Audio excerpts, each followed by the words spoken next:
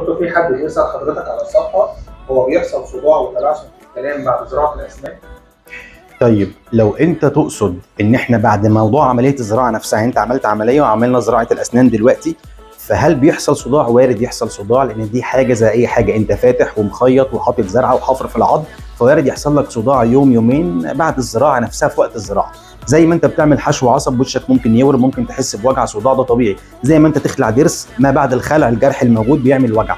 فلو انت تقصد الصداع ما بعد الزرعه مباشره، وارد في نفس اليوم، تاني يوم، تالت يوم، ده طبيعي، مضاعفات ممكن تحصل عادي، مفيش منها مشكله.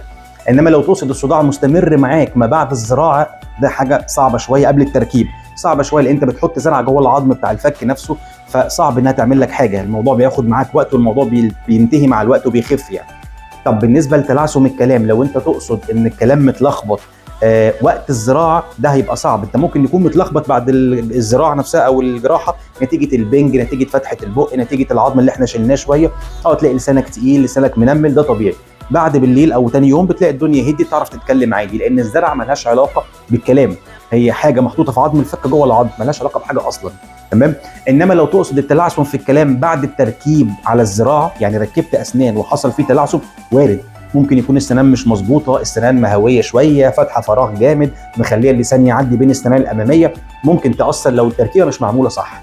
فبرضه السؤال عام، فانا حاولت اجاوب على قد ما ما فهمت يعني.